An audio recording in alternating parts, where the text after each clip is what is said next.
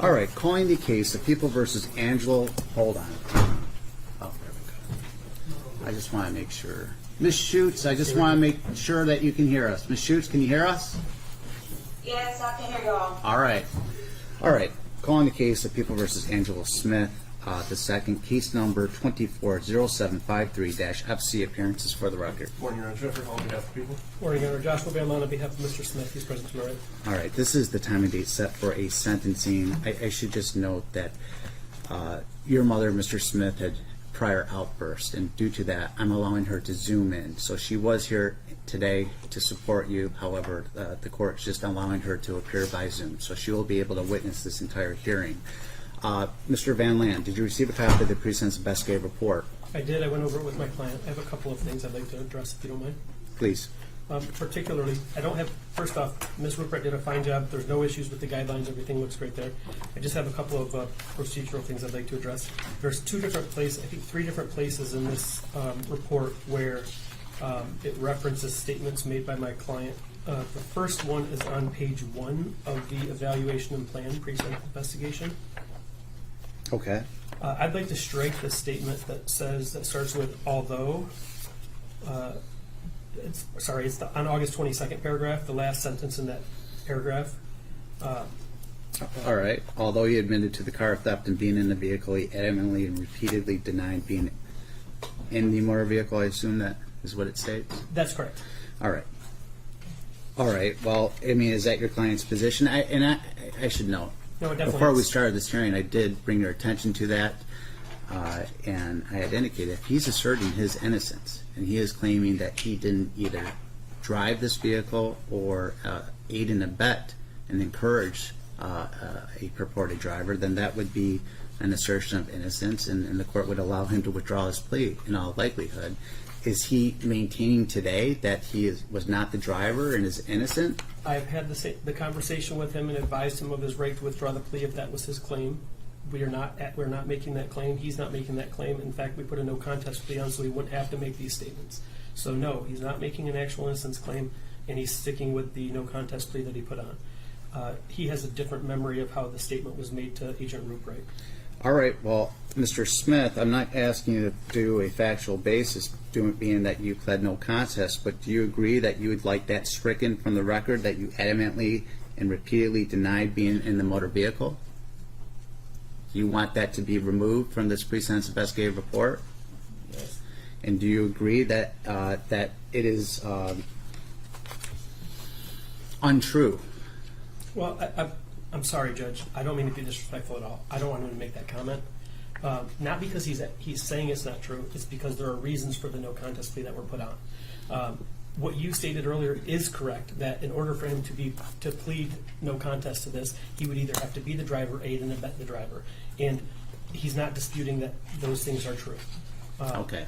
Part of this was he, throughout the case, had made those statements. He made the statements to detectives that was stricken, and I think there was some confusion. He doesn't remember making the statement the same way that Agent Ruprecht wrote it. All right. I don't want to jeopardize or compromise his no contest plea, but I do want to make sure that he wants to proceed knowing that he's accepting responsibility for the actions that he took on that date. So, Mr. Smith, do you want to proceed to sentencing? Yes. All right. The court's going to allow him to do so. I just want to make sure, sir, that you know that if you are asserting your innocence, you have a right to a trial, and you can withdraw your plea today. You do not wish to withdraw your plea, or do you? No, sir. All right, then we'll proceed. Thank you. The next one is on page 5 of the pre-sentence investigation. It's above consecutive sentences paragraph in the description of the offense narrative. As you know, Judge, you, in this case, you suppressed the statements that my client made to the police on the basis that they violated his constitutional rights. This statement is taken from that, and I would ask that that be taken out of the PSI as well, since his rights were violated. And that would be the statement in the 4th paragraph on that page 5 that starts with throughout, all the way to the word during. So this. Well, the certainly at trial it would be inadmissible, but we're not at trial. And there's nothing that this court couldn't consider in terms of post-offense conduct of Mr. Smith. So the court's going to allow it to remain within the pre-sentence investigative report. It doesn't compromise his constitutional rights. This is a sentencing. It's not a trial. All right. Anything further? Right. And just so we're clear, Judge, this one isn't a statement that was made to the PSI agent. We're clear. Okay. I just want to make sure that you Right. knew This was statements made that he made in the hospital that the court addressed in a motion to suppress. Thank you. And the following page, Judge, this is just the same thing under defendant's description of the offense. I would just ask that the second sentence be stricken. That's all.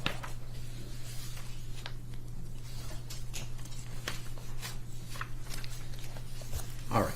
And this is denying driving the vehicle. The second statement, yes, sir. All right. In light of the prior statements of your client, the court will strike that statement. All right. Anything further? Other than that, I have no additions, deletions, or corrections. Everything else appears to be factually accurate. All right. Anything that you want to say on behalf of your client? Yes. So, Judge, I guess you of all judges, you follow the law as it changes, as it's progressing, and we put a COBS on the record when we were here for the plea. And if you recall, the COBS was to the bottom third of the guidelines. We scored the guidelines the same way that Mr. Hall and I did, same way that the Department of Corrections did. And the Which is guidelines, 180 months to 300 months. yes, and the bottom third of that I think is somewhere around 180 months to 220, something like. Your math is going to be better than mine. 220, yes. And I know you know what you're supposed to consider at sentencing, so I'm not going to go through all that. But as you know how the law has changed, age is a factor that needs to be considered. Now, it's not like a juvenile life or sentencing, but this man was 17 years old when he made the mistakes he made. And by the way, nothing I am about to say is going to take away from the fact that an innocent person was killed as a result of his actions, and he's going to be accountable for that. But the courts have consistently held, especially recently, that age matters at sentencing. And when you're talking about making a sentence that's proportionate to the seriousness of the offense and to the offender, I don't think you can, not that you would try to do this, but I don't think you can escape considering his age as a factor. In fact, one of the factors you're supposed to consider when you're considering proportionality is things that were not considered by the guidelines. And nowhere in the guidelines do they consider his age. Nowhere in the guidelines do they consider his potential for rehabilitation, which the courts have said somebody who's 17 years old and commits such a serious crime, they have the greatest potential for rehabilitation because his mind has not yet molded. It's not fully developed. And that's why we have HIDA. That's why we have all sorts of leniency in the law for things like, maybe not crimes like this, but for crimes committed by juveniles. And he's not eligible for any of that. I'm not asking for any of that. But when you're 17 years old, you do things based off of what friends are saying, what pressures are going on, stupidity, the immaturity level. You fail to appreciate the risks and the consequences. This isn't me saying it. This is what the Supreme Court has said. The inability to deal with the pressures that other people put on you. I'm not blaming friends or anything like that. These are just considerations for you, Judge. So if you think for a minute that I'm trying to pass the buck here, please don't hold it against him. It's just my inarticulate argument. But because he's such a young age, at 17, and it's such a serious crime, I know this isn't something that's that's going to be a life felony. It can't be for him anyway because he's 17. But the fact that all of these things matter, you read the PSI, you could see the mental capacity, which I'm not alleging is unlawful, anything like that. The developmental, I think the mental developmental disabilities that he's going through, all of that should be taken into consideration. It doesn't change the fact that he did what he did and got behind the wheel and fled and killed an innocent person. But because of that, and because of his great potential for reformation and rehabilitation, I don't think that a sentence for him to spend 15 years in the Department of Corrections is going to be a solution for this specific defendant. In fact, I think it would likely put him on a path that we don't want him on. I'm not saying he should just go get probation or get kicked to the curb, But I don't think 15 years is necessary for you to be able to deter future conduct, protect society, teach him a lesson, and make sure that he comes out a reformed person. I think he's going to have to serve a lot of time. And I'm asking, Judge, that you go below the cops. I'm asking that you go down to 10 years or anything else that you think is fair. But I think with his age, it plays a huge, huge role in this. I can't justify the conduct, but, you know, if at his age, in 10 years, he's not developed enough to figure things out, then he won't be paroled. And so I'm asking that you go below the Cobbs in this situation, not because he's earned it based off the crime itself, but because of the totality of the surrounding circumstances. And again, I'm saying this when somebody, an innocent person is dead, so I get it. And I think he gets it. And Judge, please don't, I always advise my clients who pled no contest that, you know, they probably shouldn't say anything. So please don't hold that against him if he chooses not to say anything, but I think he may. So that's all I have. All right, Mr. Smith, is there anything that you want to tell the court? Yes. Go ahead. I just want to say sorry to the victim, and that ain't supposed to happen. And I'm gonna make better choices when I get out of prison. I'm sorry, what'd you say? I'm gonna make better choices when I get out of prison. All right. Is there anything from probation? Nothing to add, thank you. Anything from the people? Yes, victims have stated they're going to be read. All right, Mr. Van Land, could you and your client please move over to your right? All right, and it's my understanding that the representatives of the victim and the victim that was injured in this matter are not going to be making a statement, but the That's crime correct. victim rights advocate will be? That's correct. Heather Mormon for All right, just approach the podium if you could, please, and identify yourself for the record. Good morning, Your Honor. Heather Mormon, Victim Rights Coordinator. All right, good morning. Good morning. I'm going to read the statement of two of Iman's siblings. Your Honor, my name is Shaquita, and I want to speak on behalf of my baby sister Iman, who was tragically taken from us in a senseless, reckless act that ended her life and changed ours forever. Iman brought joy and warmth to everyone who knew her. Her absence has left a silence that echoes through every part of our lives. Since the crash, our family has been shattered. We grieve not only the loss of her presence, but the future she was robbed of, the birthday she'll never celebrate, the milestones she'll never reach, and the person she was becoming. There is no way to measure the pain of losing a child, a sister, a soul so innocent and full of life. We live every day with the weight of this loss. The emotional toll is immeasurable, and the trauma of that moment continues to affect our mental, physical, and spiritual well-being. No family should have to endure this kind of heartbreak. This statement is not just about our pain, it's about Iman. She deserved to grow up, to be loved, to live. Iman was only 20, but she was already making her mark on the world. She was fiercely independent, living on her own, working hard every day to support herself and building a future she could be proud of. She had goals, dreams, and the determination to reach them. She was just getting started in life, and now she'll never get a chance to fall in love, start a family, or pursue the dreams she worked so hard for. To me, Iman wasn't just my sister. She was my best friend, my movie buddy, my favorite FaceTime caller. I'll miss the nights we spent binge-watching scary movies and the way she would laugh when I did something goofy just to annoy her and then tell me how irritating I was. I miss her texts out of the blue just to say she was bored, or those random FaceTime calls just because she wanted to talk. It's the little moments that hurt the most now. There's a hole in my heart and in my family that can never be filled. Iman didn't deserve this, and we deserve more time with her, more laughs, more hugs, and more memories. And though time keeps moving, we are stuck in the moment we lost her, replaying it, grieving it, trying to make sense of it, and the haunting reality that she's gone because of someone's careless decisions. We will carry Iman in our hearts forever, and we hope that through justice, her life will be honored, not forgotten. Your Honor, my name is Portia, and I am the oldest sibling in my family. I am here today to speak for my little sister, Iman, who was taken from us too soon. She was only 20 years old when she was killed during a police chase when the men running from law enforcement crashed into her car.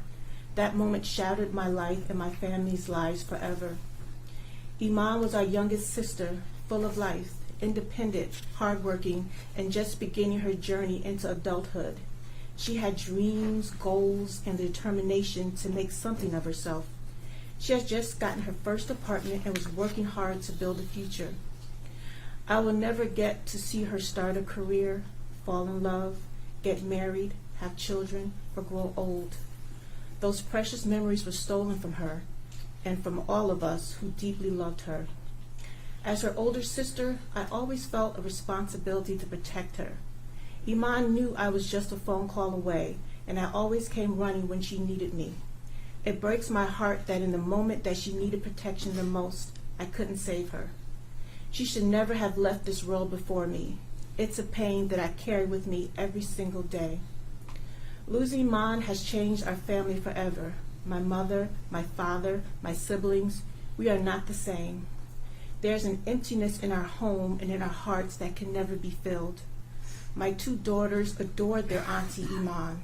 She would take them out for food, play with them, teach them things, and always made them feel loved. They still miss her every day, and I worry now more than ever if the world is safe enough for them. This trauma is one more wound added to a life already filled with pain. I get sick to my stomach every time I think about the crash, the court case, and the fact that Iman died alone. It hurts to think of her car wreckage, her belongings being returned to us stained with blood, and having to clean out her apartment, a place she barely got the chance to call home. Despite all this, I try to hold on to small pieces of peace. Iman comes to me in dreams sometimes. In them, she tells me that she's okay. That brings some comfort, but the grief remains. I know I will mourn my sister for the rest of my life. Before she passed, Iman asked me to throw her a 21st birthday luau because she knew how much I loved planning parties. She didn't live to see that day, but I carried out her wishes anyway. We had that birthday luau in her honor, and so many loved ones came to celebrate her, our beautiful girl who will forever be 20. I miss everything about Iman, her smile, her voice, her encouragement, and even her critiques of my business ideas. She was one of my biggest supporters. Nothing will ever make up for the loss we've suffered, but I hope that today brings some justice and a small measure of closure to our family. This was not an accident. It was a consequence of reckless criminal actions with no regard for the lives of others. And that choice ended my sister's life. Thank you for allowing me to speak today. Portia, sister of Iman. Thank you for sharing those statements. Mr. Hall, anything further? Thank you, Your Honor. In regards to sentencing, it's tragic. I know that this wasn't the intended outcome when those 5 people broke into the dealership to steal these cars, but it was definitely foreseeable. You steal cars, you run from the police, drive like this, cause an accident. And I know there was a lot of talk about the defendant's age and his maturity at the time he did this. But Miss Woods was only a couple years older when she lost her life to the defendant, and essentially, so all the people that broke in are responsible for this. Even if the court gives the defendant the top of the guidelines for the cops at 220, the defendant would still get out and have double the amount of life that Iman had in the entirety of her life. Being only 20 when she was killed. So I think, given the severity of the case and just the loss not only to Miss Woods but her entire family, that would be appropriate to go to the top of the guidelines. So I would ask the court to do that. Stay within the cops, go to the top of the guidelines from the cops. All right. Policy of the state of Michigan favors individualized sentencing for every convicted defendant. The sentence must be tailored to fit the particular circumstances of the case as well as the defendant. And Mr. Smith, it's hard to know where to begin.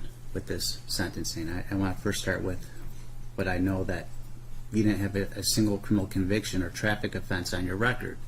Now, I also recognize that you were only 17 years of age when you committed these offenses, so it seems that you were off to a relatively early start to perhaps a criminal career, criminal behavior. Nonetheless, reading your PSI, the Presentence Investigative Report, and the reports from the Center for Forensic Psychiatry, you did not have the easiest of roads. In the school in which you participated, you were involved in special education due to your cognitive impairments, which required an IEP, and this certainly seemed to leave you vulnerable to peer pressure. And as you told your examiner, you got into the wrong crowd. That's what you told the examiner. In 2021, you stopped attending school regularly, and you were suspended on several occasions for fighting. And your descent into this wayward lifestyle culminates on that April 29, 2021 night, when you and a group of your friends break into a car dealership and flee from police. And I have no doubt on some level that they were taking advantage of you and your vulnerability, and that you bought into this because I can only assume you wanted acceptance. And had it ended with you just stealing a car that you secured from the dealership, you probably would have served 3 sentences by now if you just pulled over.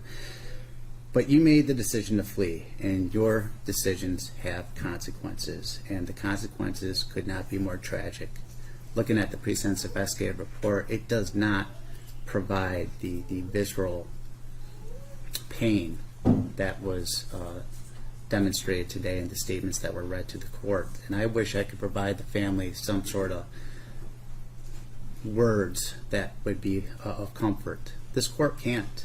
This is tragic. And today, I've got to extend that tragedy in sentencing you. A young woman was taken from us, from this community, stripped from her family. That's pain that your family on some level is going to be feeling, but not near to the degree that her family is experiencing. So Ms. Woods is no longer with us, and you took her away from her family, from her friends, permanently, and there's no going back from your decision. And now the law requires a proportionate sentence that is going to take you away from your family for a considerable period of time. And I don't want to leave you with the impression that this criminal act defines you. I recognize that your competency and culpability examiner detailed how staff noted that you were calm and cooperative with staff and peers, and even when you were verbally harassed at the jail and in incarceration by peers, that they indicated that you exercised considerable restraint. I hope that that's something that you can build upon. Yet the gravity and the egregiousness of the totality of your conduct on April 29, 2021 demands this court to stay within the guidelines. I recognize everything that your attorney had said today, and to a degree, I agree wholeheartedly. There has been a sea change in regard to the Supreme Court and our jurisprudence of recognizing the impetuousness of youth. But this wasn't just an impulsive decision to flee. I mean, this was fleeing after you had already broken and entered a business and conspired to steal multiple vehicles. And then when caught fleeing from police across multiple jurisdictions, I should say, when you were caught fleeing or caught leaving the scene, you fled from police across multiple jurisdictions at high speeds, and you disregarded red lights. This court is a bit perplexed by probation's recommendation of the top of the guidelines when you consider your considerable youth, your lack of criminal history, and the fact that your conduct, although willful and wanton, I think everyone can agree on that, it did not amount to a desire for, or I should say an intent to kill, or even an intent to do great bodily harm. This is a lesser culpability, if you will, in terms of recklessness. So in light of those factors, the court is going to sentence you on count number 2, murder, second degree, to 180 months to 600 months within the Michigan Department of Corrections, credit for 1,585 days served. You're not to obviously have any contact with the family of Ms. Woods.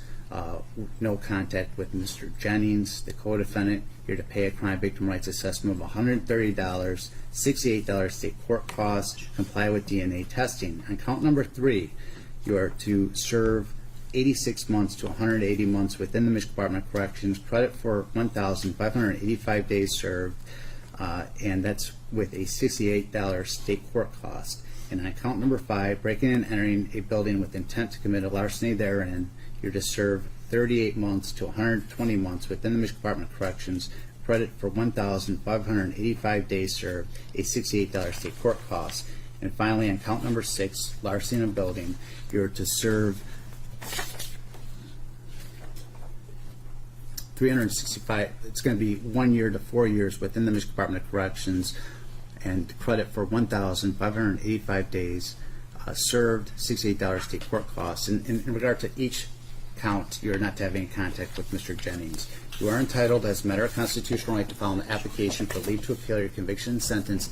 If you're financially unable to afford an attorney, the court will appoint counsel to represent you on your appeal. Request for assistance of an attorney must be filed within 6 months. A form has been sent to your attorney in which you make that request. In the event that you wish to avail yourself of appellate counsel, be sure to complete the form and send it to the case management division within the circuit court. Is there anything further? Motions from the people on file 240753 FC, motion to dismiss count 1 and count 4. All right. As well as a motion to dismiss the entirety of file 0760. All right, it's granted. Mr. Jennings, you have a number of people here supporting you. I hope that you can remember that. I know you're going to be serving a considerable amount of time in the Michigan Department of Corrections, but eventually you may be able to have a life. And just remember everyone that's here supporting you to get you through that time. Good luck, sir. Jeff, did you dismiss the Anna, do you need this? You got it. Anna, do you need this? I'll take this down.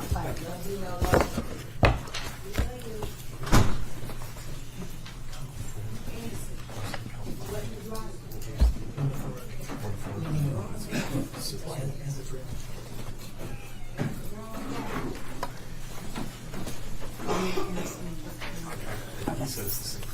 I guess.